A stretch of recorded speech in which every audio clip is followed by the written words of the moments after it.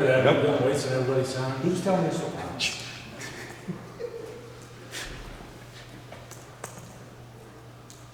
All right, y'all go ahead. Chip, you've seen Drake Maye play some pretty good games.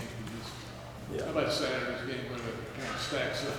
Yeah. The game you've seen? Yeah, you know, the game it was, the rivalry game, you know, in the setting it was, what an unbelievable atmosphere. Our fans were unbelievable. I want to say that first of all. It's my first experience in this game, obviously, and it was everything I thought it would be. And you know, Drake, I thought really he kind of willed us to the win there. I mean, he put everything on his shoulders, and you could see him, I thought, take over the game in a lot of ways. And you know, he's a guy that is a special guy for sure, and a guy that'll be remembered around here forever as one of the better players that ever played here. And just excited to continue the season with him and see how far we can go and see how much better we can get for the last 2 weeks. We're going to play two really good defenses. I mentioned that last week. I thought Duke was outstanding on defense. They made it really, really hard, especially in the red zone to score. And hats off to those guys. They do a great job. But you know, I thought Drake was exactly what we wanted him to be. You know, he led our team and kind of willed us to a win. Going on that a little bit, just what did you like from a execution standpoint? Obviously, you had the 36 points in regulation. Duke came in, I think, only giving it like 15 points a game. From an execution standpoint, what were some things like? Yeah, I was proud of our guys. I thought we got off to a good start, went down and scored the first drive, and you know, played with really good tempo. I thought that was a huge part of what we wanted to do, and try to keep them guys from subbing as much as they could. And you know, they do a great job, especially on third downs and red zone, really disrupting your offense. And they do it in a lot of creative ways. And you know, don't know Coach Elko, but over the years, gone against him a couple times. He's just very, very, very good at what he does, and really causes you a lot of problems. He really does a great job trying to attack your protections and overload you in the box in the run game. But I thought our guys played physical. We challenged them to do that. We knew that they had a really good front, and that was going to be a huge part of the game.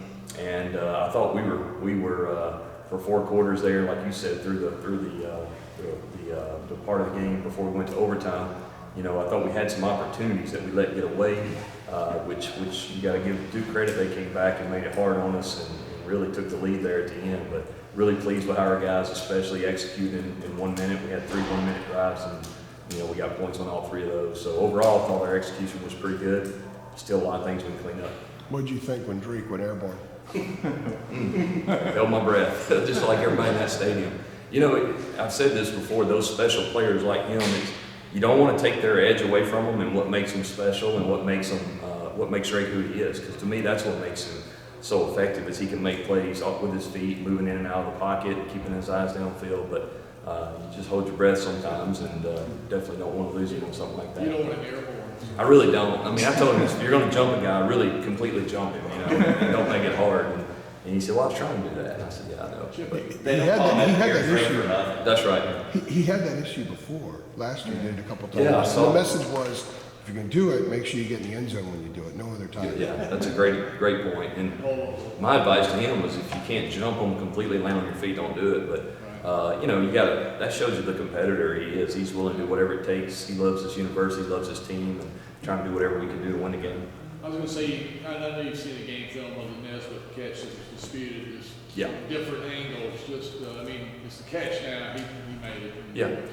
Was it a catch? Oh yeah, yeah. He caught the ball, and I think if you go back and watch, I think his backside hit the ground, and he had to catch then, so that it's dead then. So I thought it was a good call. Okay. Chip, when you look at Clemson's defense, they probably have more raw talent than the Duke defense. But do you think they play with similar personalities, like really, blowing up their neck in the red zone, just tough on the defensive front? Yeah, I think so. Their front's really impressive. I thought Duke's front was really, really good too. But Clemson's, just like every year I've seen them in the last 10 years or whatever, they've got really athletic guys. They're long, they're big, they're physical. They do a great job attacking offenses and not just sitting back. They get after you. Very similar to what we saw this week in Duke from that standpoint, as far as being physical. And we got to make sure that we kind of meet that challenge and be physical as well up front. And I think our guys will do that. But it's definitely, I told you, I think 2 weeks ago, this last month of the season, we're going to see some really good defenses. And this is another one of the best, if not the best. And we got to work it out for us for sure. Chip, how do they compare whatever it is, 10 games in now to maybe what they did against UNC in the ACC championship game. Have you looked at that game at all? I'm sure you probably have, or will. Oh yeah, we spend a lot in the off season. We break it up and spend time on our opponents different times. I think those, I don't know if you can say, hey, it's going to be the same defense or not. I'm sure there'll be things they did in that game. But at the end of the day, this personnel that he has here, a lot of returners. So you got to expect maybe the things that they were successful with. But at the end of the day, it's going to come down to execution. It's going to come down to us being able to execute at a high level for the entire game. I think that's the most important thing. When you guys had that stretch of kicking field goals in the red zone instead of scoring touchdown, Mac outlined there were a couple penalties and a couple plays that maybe didn't work. Omarion didn't get a lot of touches during that stretch. Was that something where Drake had an option at the line of scrimmage and he just didn't go to Omarion? Were those design calls? Yeah, What happened there? a couple times he does, and what they did a nice job of doing is they overloaded the box some. So when you have plays built in, I think there was a couple times we threw it out that we thought we had what we wanted, 2 for 2 out there. They defended it pretty good. I think we had one run where we took a loss, or maybe got back to the line of scrimmage with Omarion going in toward our end zone, but. At the end of the day, we got to find a way to execute, and that's what's going to matter in these big games here down the stretch. And I mean, you got to give them credit; they do a great job in the red zone. If you look at their numbers statistically and so forth, and we got to do a better job as a staff of trying to figure out creative ways to get the ball in the end. And I'll be honest with you, we probably used every play we had there. When you count the 4 quarters and the overtime, I was laughing at somebody because a lot of times you'll have things on your call sheet that you've worked all year, but you don't get to them because you don't have that many snaps inside the 5 or inside the 10 or whatever. Man, I tell you what, we're going to use every one of these, and we did, and it paid off. And I thought, if you look at our red zone stuff, the overtimes and then the 4th quarter, we did a lot better in the red zone, and we ran the ball in, and that was a huge part of us being able to win the game. What is the line on knowing what you have up front offensively, where you can just line up and say, we're just giving the ball to this guy, we're plowing forward, we're going to win those battles, and therefore we're going to get in the end zone? What's the line? What is the line? What do you need to have? Is this just simple matter of it's personnel up front, or is there something else? Yeah, I think everything's personnel driven. I think your matchups first, each week we decide, okay, can we match up well against their D tackles, against their D ends? We definitely don't want our tight end on a defensive end this week because the guy's an elite pass rusher or whatever. I think everything's about matchups, and when you get in the red zone, you lose space, right? You don't have near as much space, and therefore the defense can have an advantage because they don't have to cover near as far, and they can overload you and kind of play halfway in the box, halfway out of the box. And I think Coach Elko and those guys do a great job of that, and they got good players, and that makes it hard. And we really tried to sneak it in there twice early in the game, and really didn't get much movement up front. And we had everybody in there pushing, and then we had to go to some other things, the flip play and so forth. And then Drake ran one in, got to some quarterback runs in the 4th quarter. I thought that was a huge part for us. But, that's what happens when you play good teams. I think 2 good teams were on the field Saturday night, and, sucked for anybody to lose. But at the same time, we definitely want to be on top of it. What do you think is going to be part of the key to getting Nate McCullum back on a little bit? Obviously, he missed some practice time and, had been bothered a little bit by injuries. But, obviously, he's going to have some things that have gone down a little bit. What's the key to kind of getting him back? Yeah, I don't know. I think for Nate, he missed some time, was banged up, and while he was gone, we played in a lot more 12 personnel than we did early in the year. Bryson, his emergence along with our other 2 tight ends, and then Tez getting him back. I think that was part of it as well. And Nate's going to be fine. He's fighting through the season. Everybody's banged up this time of year, and I think Nate's fighting because he don't want to not play. And, he's going to make a big catch for us here down the stretch, I'm sure, or several. And he had some good breakout games early. He was injured and then came back and felt great, and then kind of got banged up again. So I think he'll finish fine, and we need him. We need him to come back and be effective again, and we'll do everything we can to get him more involved. Chip, you were referring to it there on the red zone. It seems like it was a million years ago since it happened in the 1st quarter, but the sneaks with Drake on the goal line that didn't work. Yep. Just what's the play calling logic there, rather than giving it to Omarion? Yeah, you're so close. You feel like you don't want to be in the shotgun. You can turn around and hand it some. But, you know, again, they're playing cover zero, and you're kind of outnumbered, and you're hoping you can get in. That was the thing about the little flip play was, hey, we get it out in space. He'll probably run over one guy in space, and he did. Actually, he ran over our own guys. If you watch it, he ran over twice. But there were two defenders out there, and you feel good about that. And, you know, if I'd have known the quarterback's needs weren't going to get in, definitely, I wish I would have handed it to him. But, you know, I thought that was our plan going in. We thought we could, you know, get in. We had two different versions of the quarterback sneak, and you know, early in the year we did not quarterback sneak it, and all I heard was, "Why didn't we sneak it?" So we did this time, and it didn't work. But that's part of it. I mean, you know, it's at the end of the day, you look back, and our goal is to score a touchdown every drive, and you know, that's still what we're trying to do. And you know, looking back, I think, you know, getting him a touch probably would have been good, and we did that toward the end. I think you saw that. And then, you know, like Drake on the last touchdown, I mean, he checked that play to himself, which he has the opportunity to do. That was actually going to him as well. I think we'd run it, what, 3 straight times maybe or something.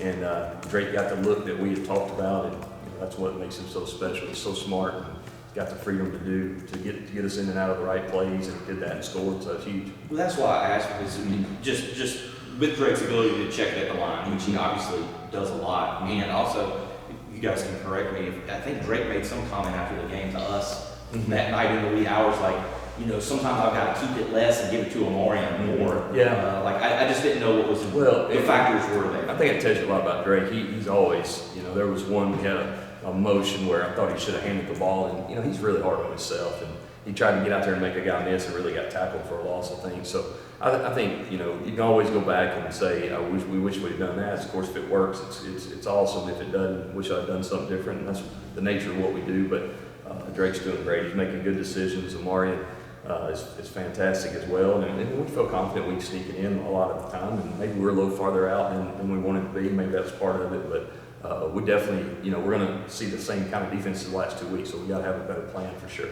I was going to say on the winning 2 pointers, Coach Hayward, was he the primary receiver? Yeah, there's actually about, Improvised. yeah, on that play, there's like 1, 2, 3, 4 different options on that play. You know, we can throw the screen out there, we can play the one-on-ones either side, or Drake can run it in. So either way, it's all built in, and Drake did a nice job of making a play, and Coach staying alive was good. Was Drake supposed to fake the run on the 2-point conversion? He said it's backyard football. Yeah. I mean, he says a lot of things. Yeah. No, he could. I mean, it's a draw, so he could run it in for sure. So that's 2-point play was QB draw, and he just decides to chuck it. Yeah, I think he felt like he wasn't going to get in. Yeah, so he got drilled. He just made a play, yeah. Don't like it. I tell you, he's special, man. He's unbelievable. And, you know, the more your guy can process and think out there, and you can give him options and trust that he'll do the right thing most of the time, I think the better you can be. It's hard to really, you know, play the game for them. The guys are out there on the field. You trust your guys to make plays, and you teach them and try to get them ready for it, and then let them play. How about running down the field and just pitching it back to the backs? Yeah, we hadn't worked that play for sure. I got a text from my buddies about that play, and he said that was cool. And he called it offense by accident. And he's probably right. That's pretty good. That was a great, Shades of the old triple great play. It was huge when it happened, and you know, so you know, at the end of the day, the game's about players. You know that, and the better players you have, the better coach you are. That's the way it is. Chip, You got time for more. on Amarian, Yeah. you mentioned, you know, hearing some of the talk earlier, maybe in Virginia he didn't get enough. Mhm. He had 39 or 40 touches Saturday night. I knew he had 31 carries. Is that right? 38 catches, I think, 8 receptions. But- Yeah, you know, those catches aren't called to him either. They're just check downs and things. Drake does a good job doing that. But go ahead. I didn't. But it seems like he can carry the load. Might talk about maybe the defense getting tired late in the game. Amarian doesn't seem to be that type of beast. I mean, how many can he carry? No, I think he's pretty gassed. He hides it pretty good. You know, Larry's on the sideline with him, and you know, kind of getting it through. We talk about it every week. Like, let's make sure. You know, one week he had an inhaler. I think we were up at a pit maybe. So you know, it's that fine line about overloading a guy, but yet getting him enough. And I think he'd been averaging 19, 20 carries, something like that. And he got 31 the other night. Of course, the game went in overtime too. So, but then he caught 8 balls, and he's just a talented guy. As long as he's healthy and feeling good, which he is, and British is very capable of coming in and resting him some too. So I think it's a good combination we have there. All right. All right. Thank you. Thanks, Jeff. Appreciate it. See you, Chip. Thanks.